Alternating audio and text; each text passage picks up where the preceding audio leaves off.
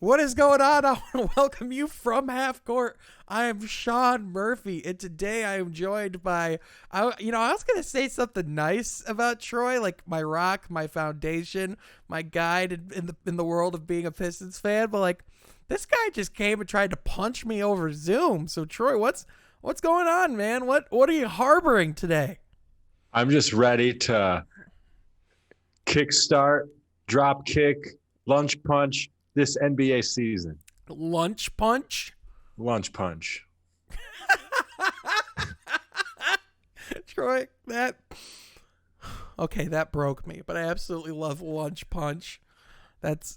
I don't even have the ability to process that right now, because this, ladies and gentlemen, is From Half Court, the NBA podcast, where each and every week Troy and I sit down and talk all things NBA basketball. This is simply an NBA podcast made by fans for fans. So if you'd like that, be sure to leave a like, because that really does help out the channel, and it helps other basketball fans like you find this beautiful channel. Be sure to follow myself on Twitter at Shawn Halfcourt, and be sure to follow Troy at TroySergey44.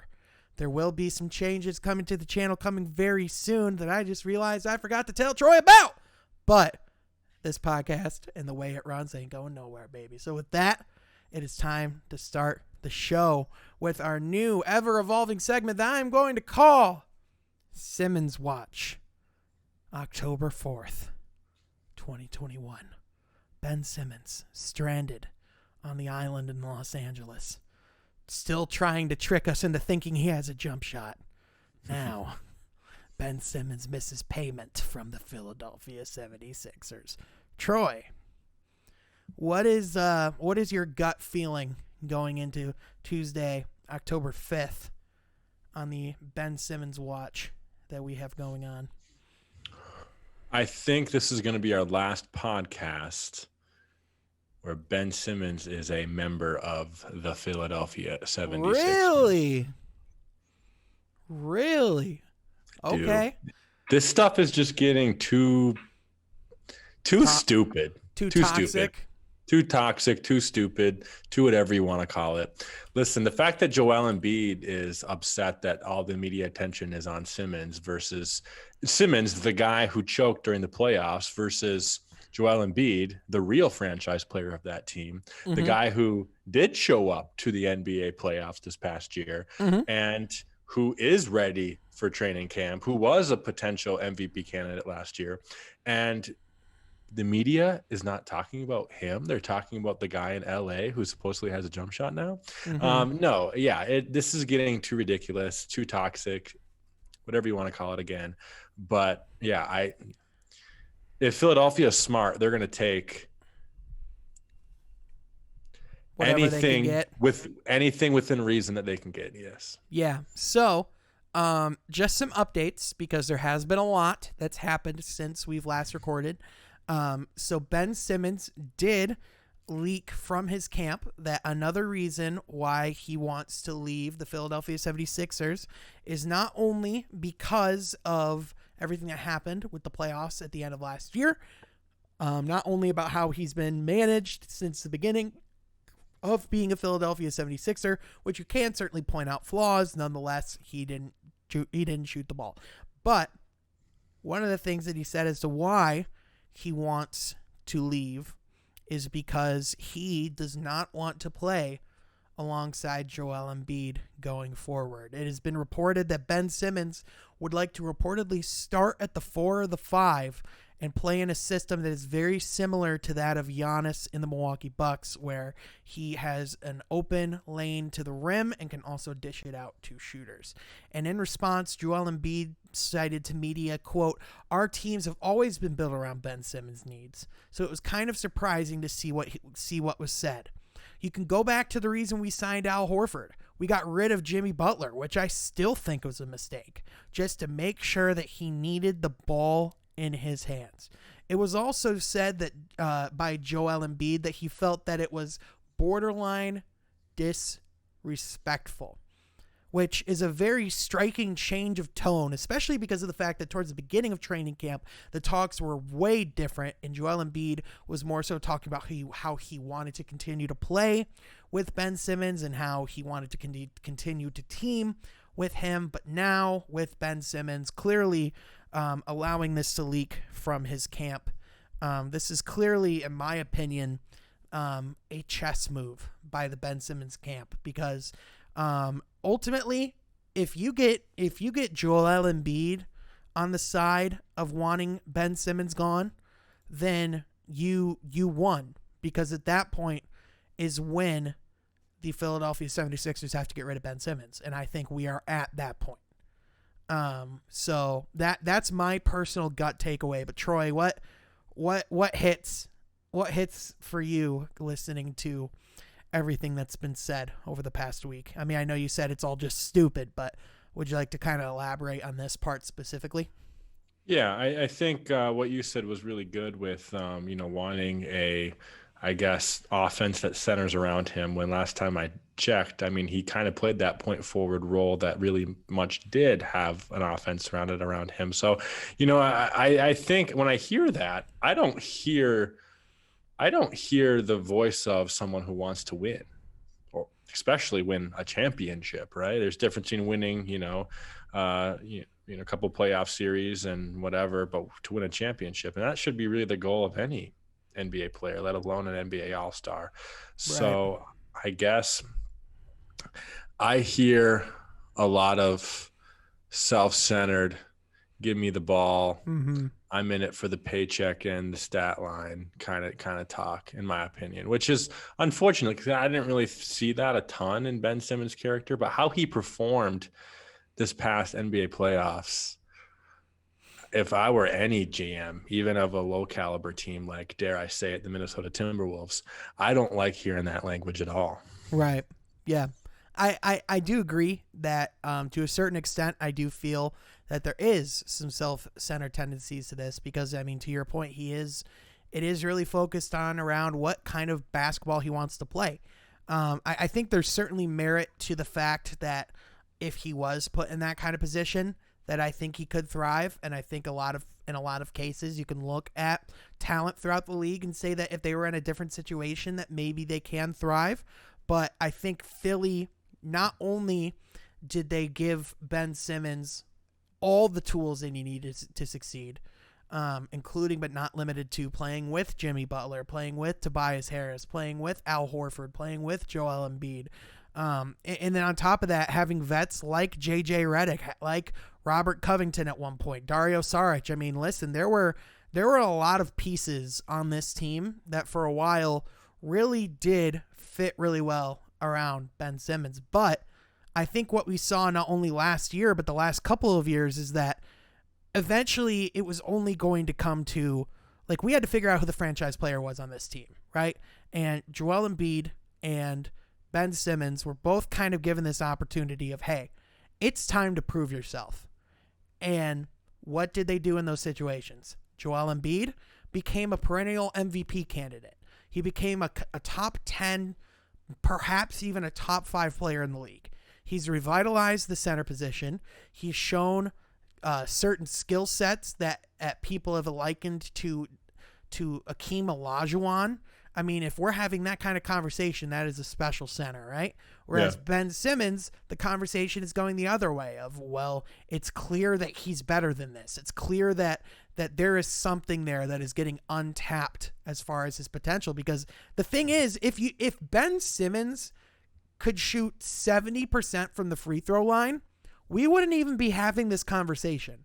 Like, imagine if he didn't fix any other part of his game other than his free throw shooting. We'd be talking about him as a top 10 player in the NBA because he can. Yeah, like literally all that he has to do is get better at free throw shooting. So understandably, if I am a coach, if I am a front office member, if I am a fan of the Philadelphia 76ers, understandably so, I'm going to be a little pissed when I can tell you're not giving it your all and you're leaving something off the table.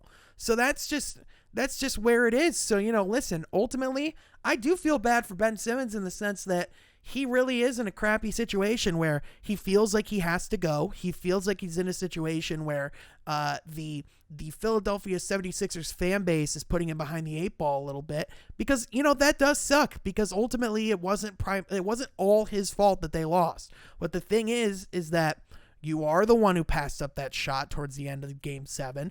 You are the one that absolutely botched free throw shooting in the playoffs. He shot 35% from the free throw line this postseason. Shaquille O'Neal shot 12% better as a career playoff shooter. So that's going from pedestrian, like bad, to historically bad.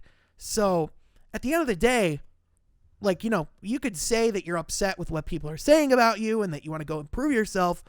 That's great. Your chance to prove yourself was right there for the taking the entire time. So I hope he does get in a situation where he can thrive. I hope this is a wake-up call. But listen, man, if it really is just, if you really don't take anything away from this situation and if you don't learn from it, then I think you're going to go down as the most talented bust to ever be a number 1 overall pick, and that's just my opinion.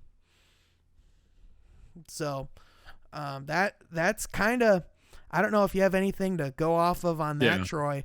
But I wanted to kind of pick your brain at the last statement you made. Yeah. Every number 1 pick, though, was talented to a degree, at least coming into the league. Oh, yeah, I know. Yeah, I agree. And I think Ben Simmons has the highest ceiling of all of them. Okay, that's fair. I just wanted you to say that. Yeah. I think he is the guy. Like, because listen, when I think of a high quality like player that comes at the number 1 overall pick, I think of all-star appearances. I think of the big contract. I think of accolades in the league. And the crazy thing is Ben Simmons fits all of that. But he also might be the only number 1 pick that also fits being a bust because of the fact that he has gotten all of that and he still hasn't been worth the pick. He still hasn't justified the price tag. He still hasn't shown that he's even the best player out of his draft class. So, I just think there's a lot of things that ultimately he's just kind of fumbled for himself. So yeah, that's a better way of saying it. And I would even maybe go a step further of the biggest talented potential bust period, not just number 1 pick. Yeah. Not just number 1 pick. Yeah. And the thing that sucks is like everyone else, when you like talk about that list of players, normally you think of those guys and you look at the injuries that they've had because like, like a Penny Hardaway, right? People were talking about him being like a Kobe if he didn't ultimately have the injuries that he did. But now, I mean, obviously not the story, right? So, whereas with Grant Hill, same thing. But with this, it's not the conversation of, oh, well, what if he didn't get injured? It's what if he tried harder? And if that's not damning to a professional athlete, I don't know what is. But enough about the character of Ben Simmons, enough about all of that, because that's not even the last Ben Simmons story that we have, because other reports are suggesting that there are currently 6 teams that are looking into trading for the services of Ben Simmons. Now, just to note, this doesn't mean that any of these six teams are actively shopping for Ben Simmons, but these are the 6 teams that are reportedly still inquiring, is the wording that was used. And some of those teams include the Toronto Raptors, the Indiana Pacers, the Minnesota Timberwolves, the Cleveland Cavaliers, the San Antonio Spurs, and the Detroit Pistons. Now, before I turn the keys over to you, Troy, I'm going to take a moment. Let's pause and let's look at what these names say. So first of all, this is not coming from Woj. This is not coming from Shams. This is coming from Keith Pompey, who is a beat writer for the Sixers for the Philadelphia Inquirer. So it is a pretty good source. He's close to Philly, but he's only hearing one side of the story. He's not hearing the other. So these teams, if you look at the names, right? You got Minnesota, Indiana, Cleveland, Detroit, Toronto, and the Spurs. It's like if you were to take the 6 teams that are the most starving for talent in the league, right? Right. That's a good way of putting it. I also would say, I don't know if I even fully believe that honestly, I would say if I were to make any changes to this list, and obviously I don't have any sources, I'm just a fan, this is just speculation, I would imagine that you could take Detroit off of this list and put Sacramento on the list. Because to me, if I were to read that list would make way more sense, and it would be way more palpable, right? But I think, listen, do I think Troy Weaver would make the phone call and listen? I think he would, because I think at the end of the day, I think Troy Weaver is a great eye for talent. Detroit's primarily building off of defense. I can see an argument to be made for Ben Simmons as a defensive anchor and that kind of player to come in and potentially have playmaking abilities, and then you have 2 or 3 guys in the court, and Killian, Ben Simmons, and Cade that could all potentially play make on an elite level. But I don't see Detroit pulling the trigger, because that trade would require trading Jeremy Grant, who they said no for 4 first-round picks from Boston last year. So I don't believe that is credible. But Troy, of those 6 teams on that have been listed, that are in the market, what do you buy? Yeah, I buy Cleveland because it's Cleveland. Yeah, 100%. Yeah. I don't know. I could see an argument maybe for Toronto too. Just because like you said, I see a team that's getting a little bit desperate, borderline hungry to a point of starvation of talent wise, as far as what they're searching for to kind of rebuttal or rebuild their franchise around, because I think they're still on some kind of weird 2019 high, even though Kawhi is long gone.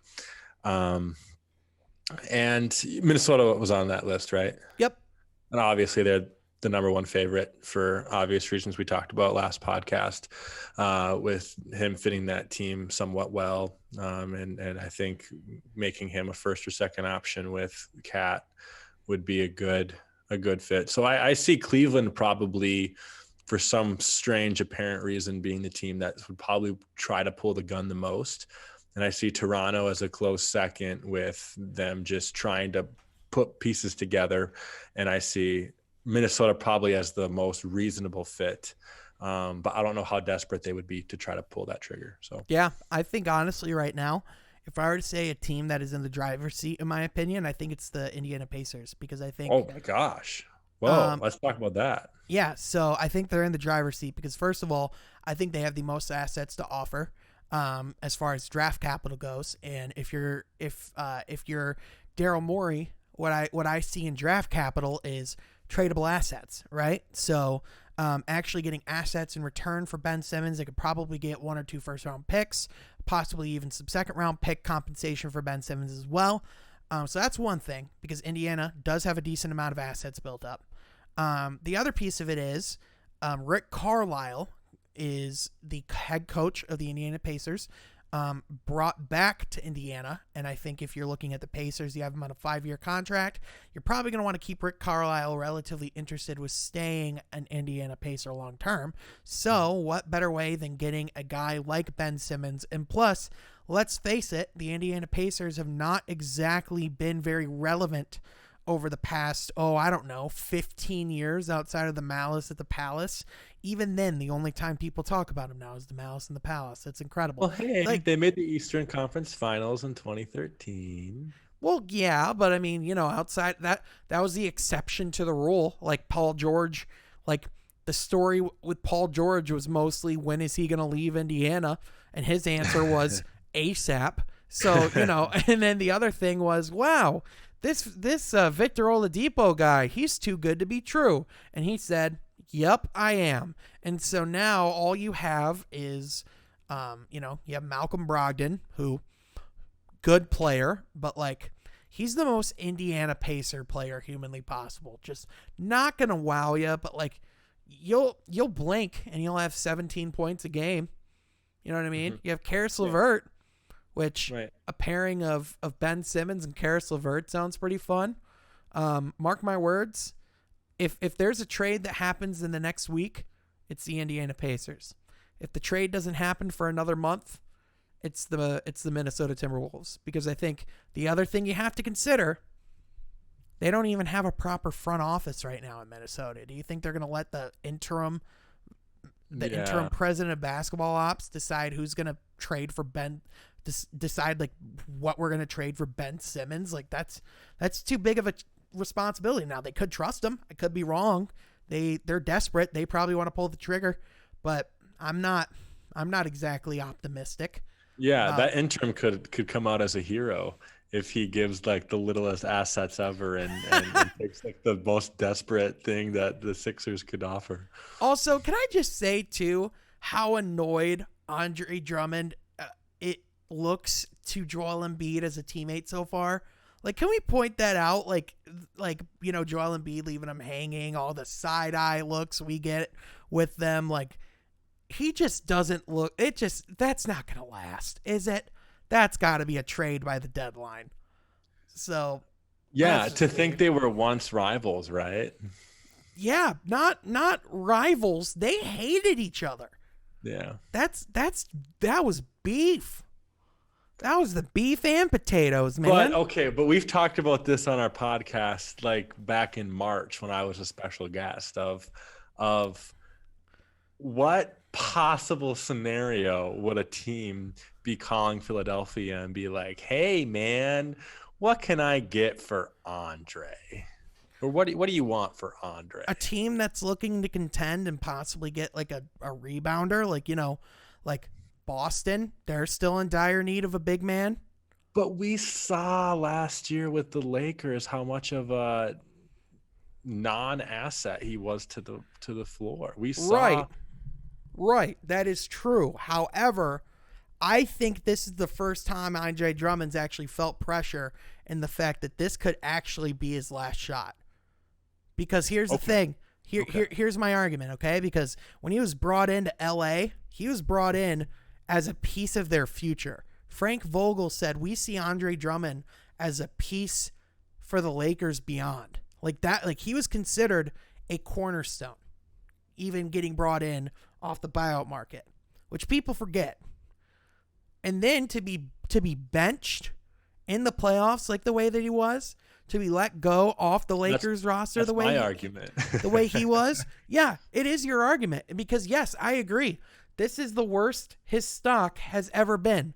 And there's no arguing that.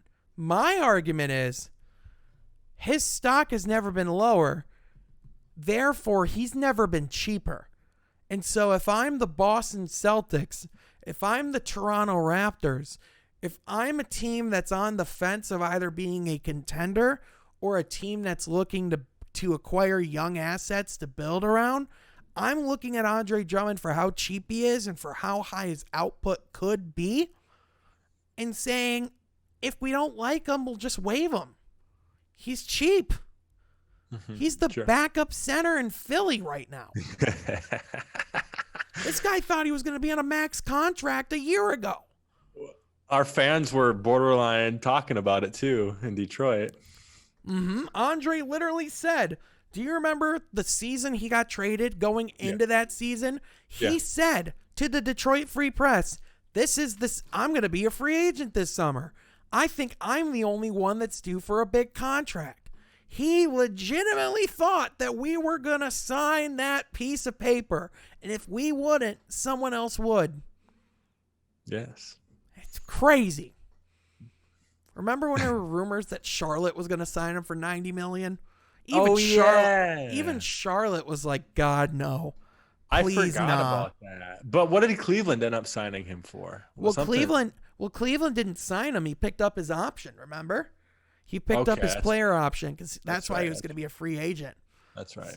Uh-huh. Mm-hmm. So, man. Man. Remember his first game with Cleveland? He made 2 threes. Dude, he only played 33 games in Cleveland. Isn't that nuts? Nuts. Yeah. So even Cleveland said, thank you. Next. Okay, I'm going to not make an Ariana Grande. We've been talking about Andre for a little bit too long, Shawn. I know. It absolutely just gets me. Okay, so the next topic, the Los Angeles Lakers. Unless, am I forgetting any news, Troy? No, I don't think so. Okay, cool. Oh, yes, I did. One more thing. Cade Cunningham, earlier today, did miss practice. It sounds reportedly, last week, Rod Beard of the Detroit Free Press, by the way, one of my favorite journalists regarding the Pistons. Yeah, very reliable source, too. Yep, my two favorite sources for the Pistons are James Williams III and Rod Beard. So, absolutely love those guys. But Cade Cunningham did turn his ankle last week, so it does sound like he is dealing with a minor sprained ankle. And even Coach Casey talked about it last week. You know, hey, it's training camp. People get dinged up in training camp. Might have turned his ankle a little bit. We're gonna play it. We're gonna play it safe. And so right now, they're saying that there is no timetable for Cade Cunningham to be back in training camp. It sounds to me like either they're just gonna sit him until the first preseason game, or just sit him out this week. So, if Cade does sit out this week of training camp, that's fine. You know what I mean? As long as he's there and he's still getting shots up and he's still around his coaches and his teammates and still being the Cade Cunningham that we all know as far as a basketball guy, I think he's going to be fine. So, to me, this is not news. I would not say that Cade Cunningham is going to miss the season opener. There's no shot of that happening, in my opinion. And then the other thing, unless Troy, did you have anything to say on that, or do you think? No, I mean, this is protocol for anything like that, especially with someone with such a big name and upside as him. Yeah, our franchise guy, you know, gotta take care of him. So, you know, he just turned his ankle. He even turned his ankle when he was in college at one point. So, you know, it happens. The other piece is that there are reports coming out of training camp that Cade Cunningham and John Beilein are working together. One of the pretty cool things, John Beilein being one of our player development guys, he is working specifically. I think he's really known for his jump shooting expertise, and the thing that's kind of the primary thing he brings to the table. And it sounds like for the player development of Cade Cunningham, looks like the primary focus right now is on his 3-point shot, namely to get that release higher. And so Troy and I we weren't debating, but I think we were viewing it a little differently before the podcast. Is that fair to say? Yeah. Troy was kind of more, because you were more of the opinion that it sounded like he was changing his jump shot, right? I mean, I knew that there was nothing fearful about it. Like changing the jump shot to be a little more higher isn't anything out of the ordinary for someone like Cade, who kind of has a lower shot. Right. Nothing about the news surprised me. Right. But I would view making your shot higher release point to a degree is changing your shot. It is to a degree. Yeah, to a degree, and I'm okay with that. I would say it's less changing his shot and more so making an adjustment. I think there's a different, obviously an adjustment is a type of change, but an adjustment is far more minute, far more, because when you talk about, obviously it's an adjustment to have to change the arc of your shot and at what point you're releasing it and how high you're releasing it. And I think this is just like, for Cade, he's never really had to worry about anyone coming and blocking his shot as much, just because, he was a taller guard and he really, he did, for the most part, not have a ton of guys that would tower over him because, he was Cade Cunningham. But, in the NBA, the guys that are going to be guarding him, you're probably not getting a ton of 6'3" guys on you each and every night. You're probably getting 6'9", 6'6", around your height. So, I think at the end of the day, I think it's a good move. And if there's anyone I trust as far as creating good jump shooters, John Beilein. He did a pretty darn good job at that. At the University of Michigan, by the way. Mad. Which, by the way, remember when a couple years ago we were talking about the possibility of John Beilein, before we hired Dwayne Casey, he was a candidate to come and be a coach for the Pistons, and now he's on Dwayne Casey's staff. Talk about a W for the Detroit Pistons, getting that guy to help with your player development. I mean, Troy, is there a big difference to that, or am I overthinking it? No, I think that's a reasonable point. Don't get too carried away with yourself. I'm not getting carried away. The Wolverine over there. But no, I think it's great. He'll be great for player development. And I think that's what those two, going off of your point of having those two, a Dwayne Casey being the head coach and Beilein doing some of the more player development stuff. I mean, those are the two guys you want, right? Like those are the superior guys. I'm talking league wide, and that's what I'm saying, man. On your team is cool. But my view of it, is long term, right? I'm not looking at even just Cade, Killian, Isaiah Stewart, Sadiq Bey. I'm looking at maybe our first round pick next year too, of what that will be. Oh yeah. Mm-hmm. So I would like to look at this more of a long term, 5-year scope than just even the guys we have right now. If we want to go that route. Yeah, I agree 100%. That's why I'm glad John Beilein's here. And so let me have my fun, dang it. But with that, it is now time to talk about the Los Angeles Lakers. Now, Troy, the day of the NBA draft, that was our day. You know what I mean? That was the day that the Detroit Pistons got to select Cade Cunningham. But all of a sudden, on the day of the NBA draft, just leading in a couple hours beforehand, the Los Angeles Lakers said, we got to have the attention. And so they decide, hey, we're going to make some trades. And at first, it was looking like the trade that was going to happen was they were going to bring back Buddy Hield from Sacramento. In a trade package, it was going to involve Buddy Hield. It was going to involve Kentavious Caldwell-Pope, Kyle Kuzma, the likes. But instead, the trade ended up being the Washington Wizards sending their longtime franchise point guard, Russell Westbrook, to the Los Angeles Lakers in exchange for Kyle Kuzma, in exchange for Montrezl Harrell, in exchange for Kentavious Caldwell-Pope. And I'm not going to lie. So that trade, it went down. The very first thing that you did was you called me because we were going to be meeting at the Little Caesars Arena, but also we had to talk about this trade. And Troy, do you remember what my gut reaction was?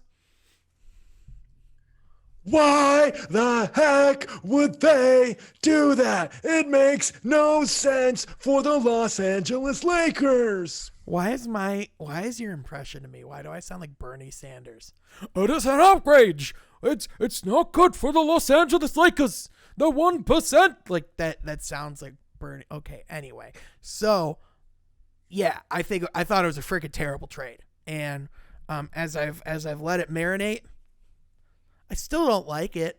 I still don't think it makes sense. But hey, it's certainly the most Lakers trade possible. A flashy trade for a once greater point guard than he actually is right now, for probably higher than you should have paid.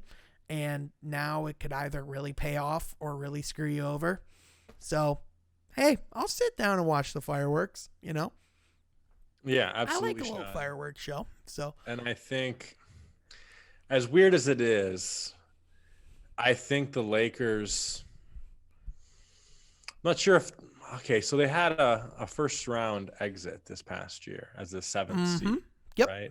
So I think with a healthy team this year, that's a big what if. But if the team remains healthy, I do think Westbrook does give them a little edge as far as flashy, as far as able to get to the hole, dish out, triple doubles, right?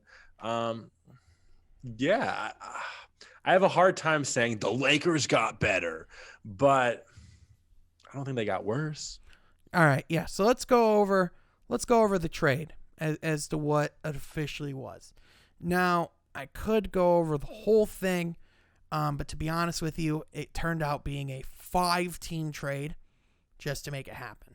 So I'm just going to read the parts that we need to read. So the Lakers traded Kentavious Caldwell-Pope, Montrezl Harrell, and Kyle Kuzma to the Washington Wizards, which ended up having the Washington Wizards trading Russell Westbrook, a 2023 second-round draft pick, a 2024 second-round draft pick, and a 2028 second-round draft pick to Los Angeles Lakers.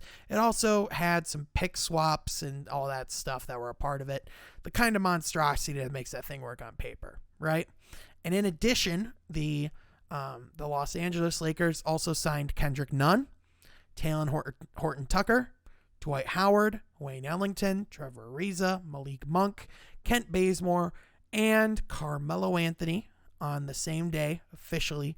Once the league year opened officially, that deal went through.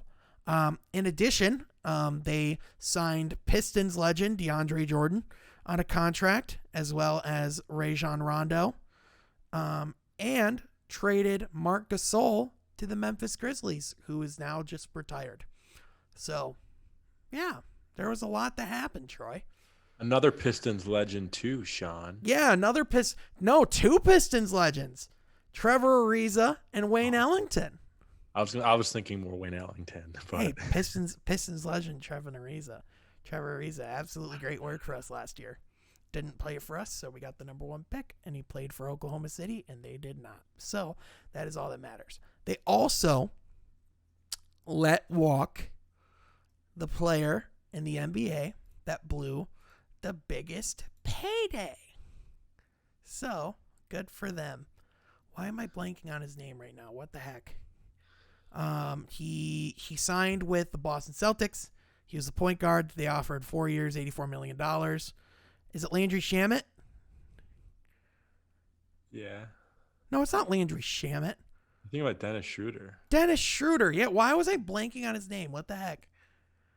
I'm what? Yeah, Dennis Schroeder. Anyways. Yeah, why was I blanking on Dennis Schroeder? What's wrong with me today?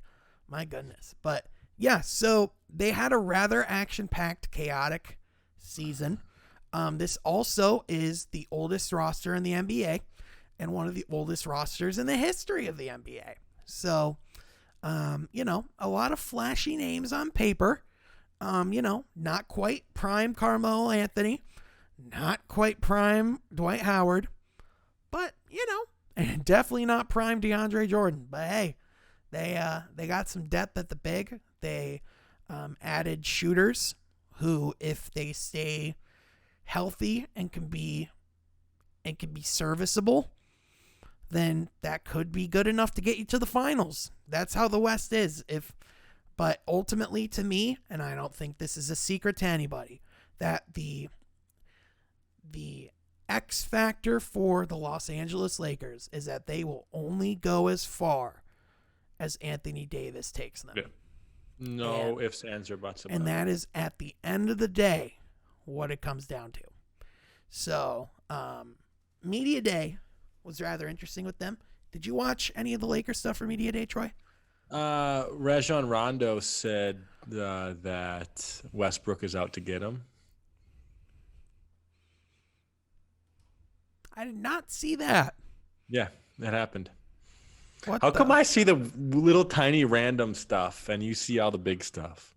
Because I don't know where you're looking, Troy. I gotta get you ready for how to Twitter. I look at Stephen A. That was on Stephen A. That was on The Take. Oh, you get your stuff from First Take? Yeah. That explains it. First Take. Yeah. That explains it. Okay. So anyway, so Russell Westbrook and Anthony Davis actually did their session together on Media Day. Either that or I think they just did a session like after practice one day. And Russell Westbrook said that he was going to push Anthony Davis each and every night, and that he feels like it's his job to push Anthony Davis to be the best that he can be.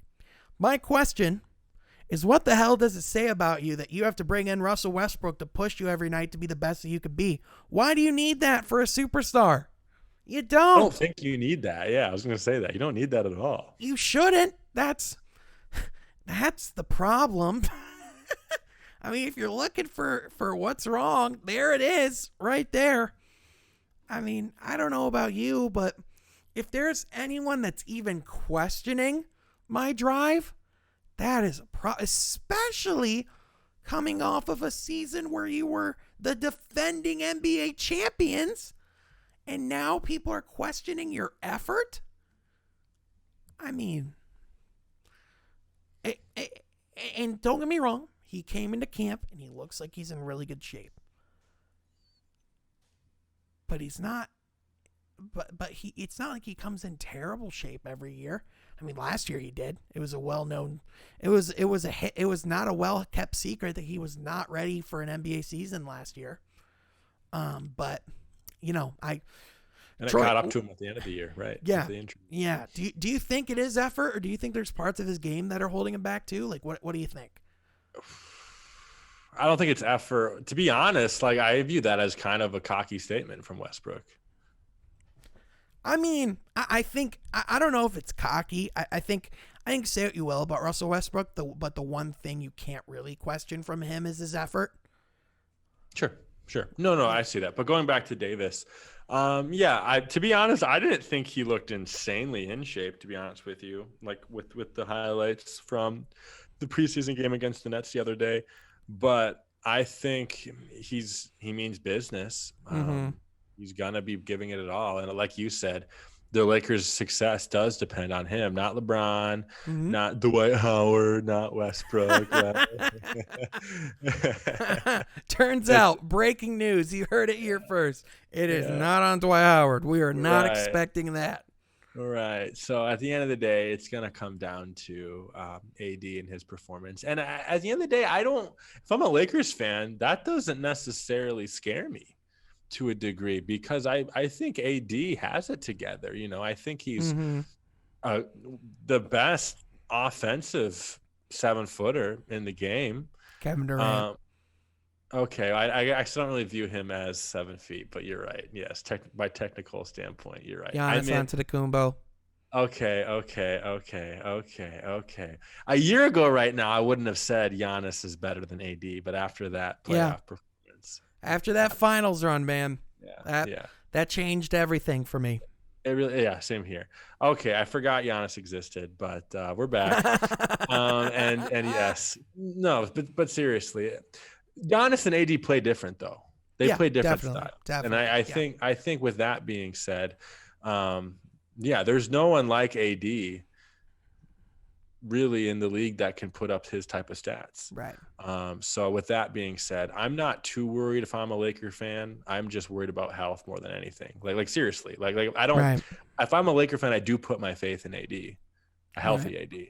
But. To be fair, obviously freak injuries happen, freak accidents happen, but injuries also do happen to players that come into camp out of shape.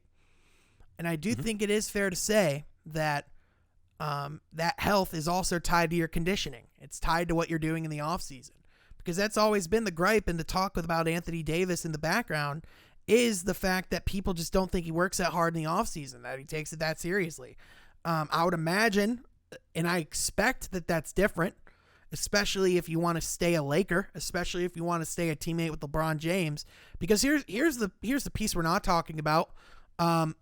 If Anthony Davis doesn't get it together this year, are changes going to come to the Lakers?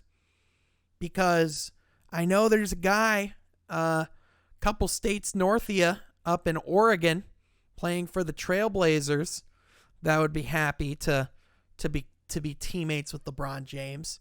I'm sure Portland would not mind having Anthony Davis on their team.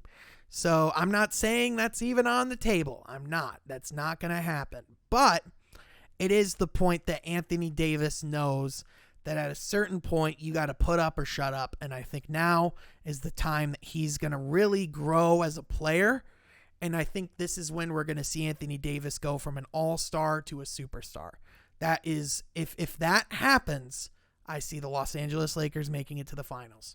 However, if it doesn't, I think you could very realistically see teams like the Utah Jazz, like Yeah, I was gonna say Utah. like the Phoenix Suns, who knocked them out last year. You could look at teams like even a healthy Golden State Warriors and look at those teams and say that is a legitimate threat. Because let's be honest, there are plenty of players in the Western Conference right now that are hungry. And there are a lot of players in the Western Conference that are coming for that crown and coming for that spot. So even though the Western Conference is not what it used to be, that doesn't mean it's not still damn tough, because, oh my goodness, screw being in that conference, man. So ultimately, I'm going to give this offseason for the Los Angeles Lakers a solid B. I don't love the trade, but they did make changes after getting out from the first round. And ultimately, I think they're in a situation where it is championship or bust, and I think we're leaning towards bust. So that's my grade. I'm going to say a B+. Listen, when you get out the way that they got out last year, in an embarrassing 7th seed to begin with, and to get your rear end smoked to you by a Phoenix Suns team. People forget they were in a play-in game. The Los Angeles correct. Lakers had to play in the play-in tournament. Right. So if you do that, I think the easy thing with that talent, to be honest, like, I'm serious, the easy thing with that talent is not to change much. With the talent, even though they had such a embarrassing performance in the regular season and playoffs, the easy thing to do is just trust that was a fluke, trust your main core, trust AD and LeBron, and keep going. But no, they did go out and adjust some things and get a Westbrook who's going to probably spark some things up this year. I think you definitely you put Anthony Davis in a situation where he's going to be hungry and ready to, like you said, put up or shut up. And, you do have an aging LeBron that I think is very much thinking about his legacy 5-10 years down the road, eternity, let's just say it, right down the road. Right. And I think he's in the situation now with the core that he has now, because I think this might be, okay, it's obviously the oldest team. We haven't even talked about Carmelo Anthony yet. This might be one of the oldest teams that is competing for a championship ever, right? That's ever been assembled. Besides that, it is one of the top in history. I think the only team in the history of the league that is older than this team is the 97-98 Bulls. So, right. So with that being said, you got hungry guys. You have you bring in a new type of hungry guy like Westbrook, I think, too. I can't really give them anything lower than a B+, in my opinion. So yeah, that's fair. I will say though, and I will counter, we haven't talked about Carmelo yet, and my reasoning is, what's there to discuss? We don't really need to. Yeah, because here's the thing. Carmelo Anthony will bring you 10 points a game. He will bring you 20 minutes a night, and in the playoffs, you either get him for a quick spark off the bench to give you some points, or if he's not producing, you sit him for the rest of the series, and that's going to be Carmelo Anthony. I think the only other guys on that team that could be potential spark plugs are Malik Monk and Kendrick Nunn. But even then, there is a reason why they're where they're at now. And Malik Monk, he was one of those guys that was thought of pretty highly coming out of the draft and coming to the Charlotte Hornets.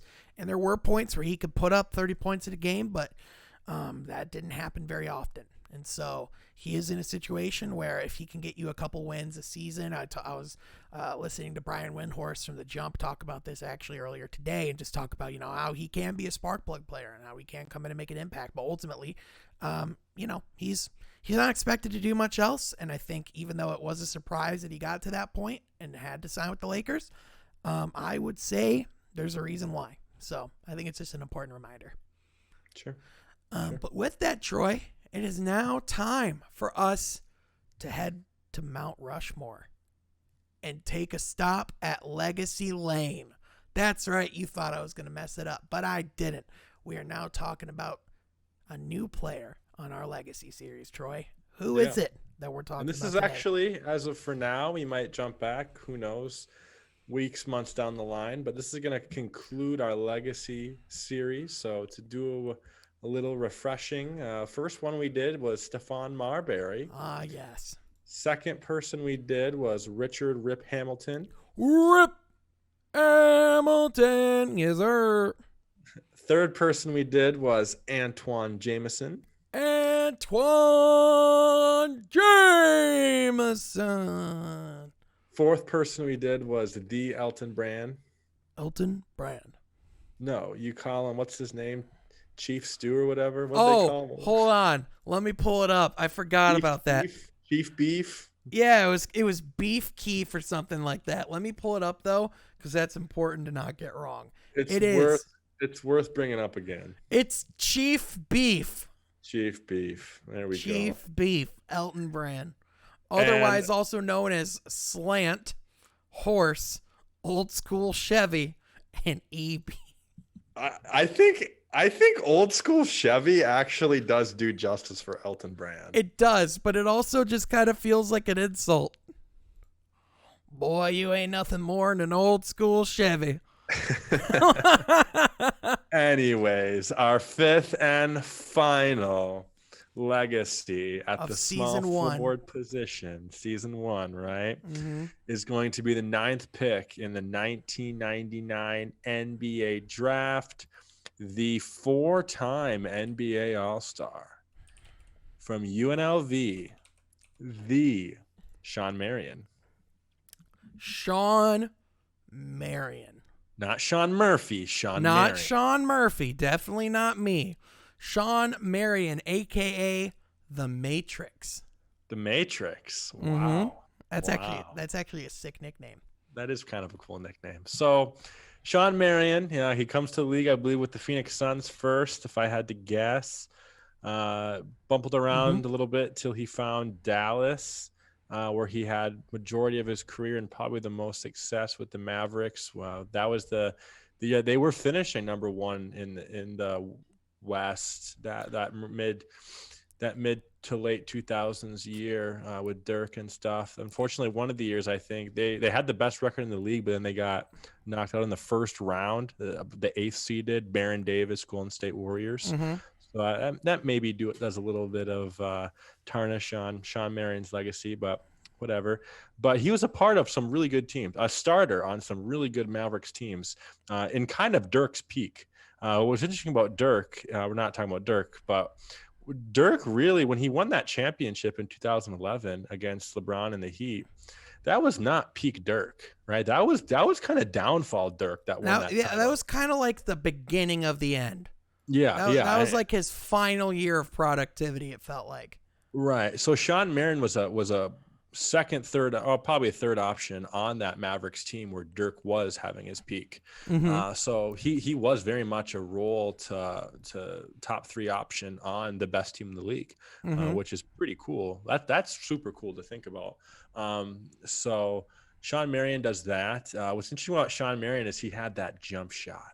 That really jump shot. That jump shot.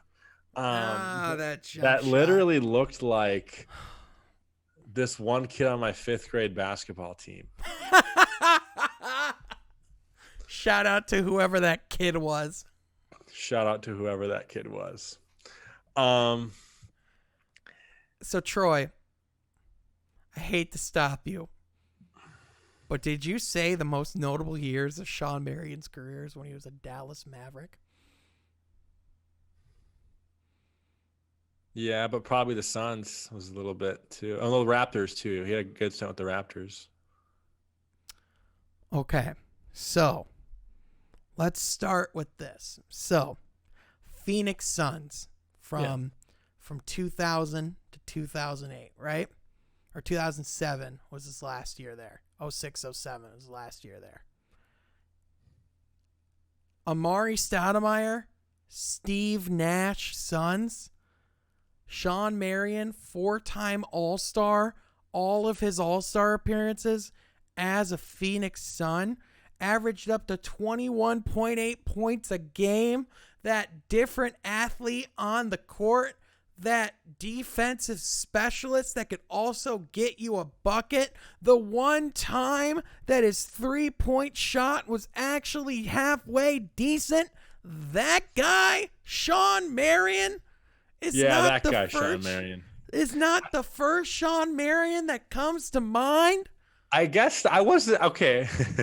This is where my naiveness gets in the way because I was not an NBA fan. I was too young to remember those years. Okay. So I'm thinking of Shawn Marion as the Dallas Maverick, who was still very much serviceable. But you're right. Yeah, definitely We're talking serviceable. about legacies. Yeah, don't get me wrong. About legacies, we are definitely probably going to have to talk about his Phoenix Suns years because yes.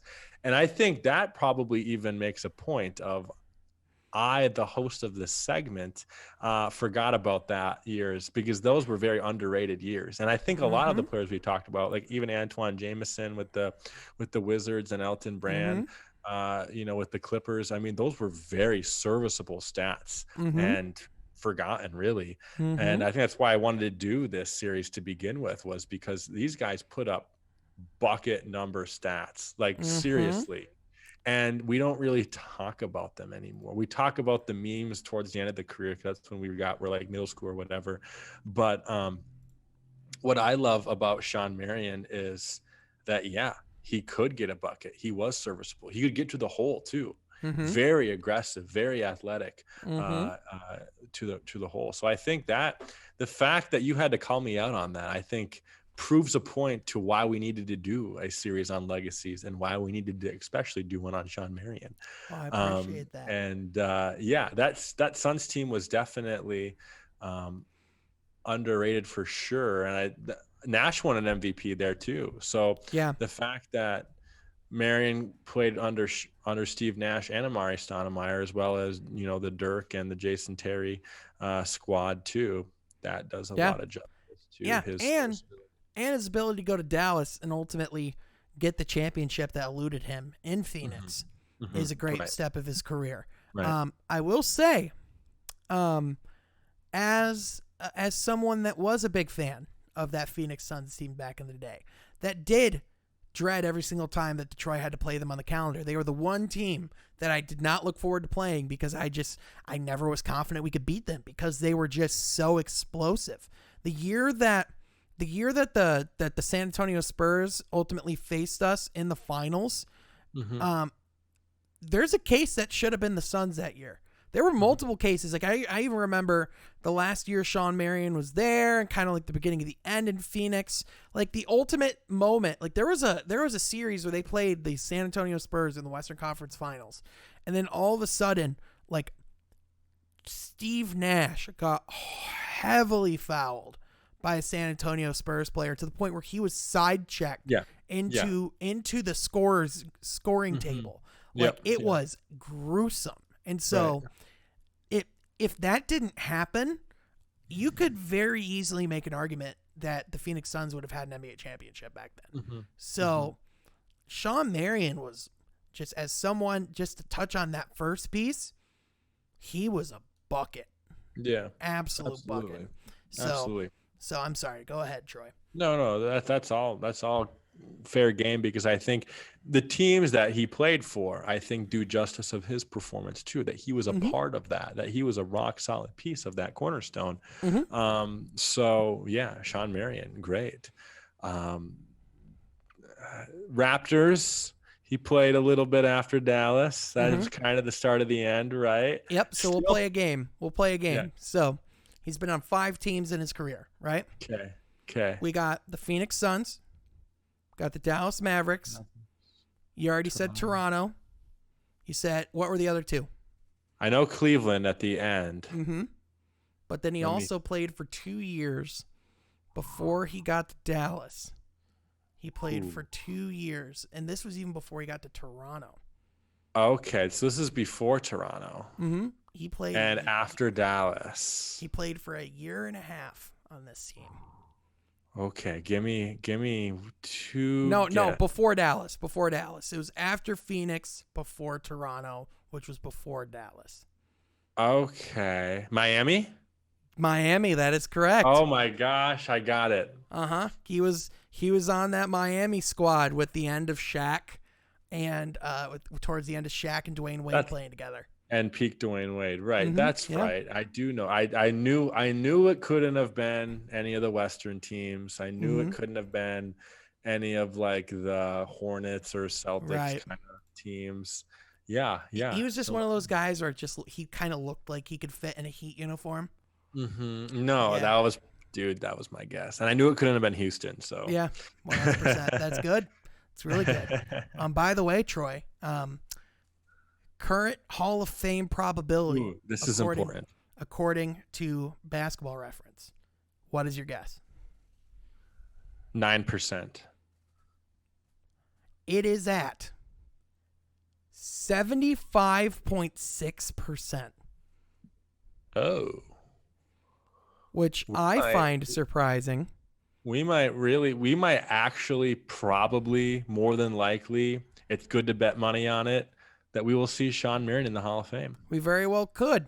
Other players around his percentile right now, Kawhi Leonard, Joe Dumars, Shawn Marion, Dennis Rodman, and Kevin Love is in the Hall of Fame. Well, yeah, and that's the thing is a lot of these people that are surrounding him are already in the Hall of Fame. So, to your point, we very well could see him as a Hall of Fame player. He did retire in 2015. So, we are at the point where he is an active candidate to be a Hall of Fame member. So, that would be pretty cool. The first player on this list that gets to Yeah. And I guess the only one that had a somewhat upside was Stephon Marbury, and it wasn't really for his NBA performance, but his Chinese performance. Yeah, so 100%. We'll have to see about that one too. Hey, he has his own museum. By the way, he has his own museum. Yeah, just in case you forget. But Troy, that is going to do it this week from Half Court. Only a couple more episodes come out until we ultimately get to meet and hang out in Detroit. 2 weeks from Wednesday, my guy. That's right. We get to see Cade Cunningham in action. Opening night.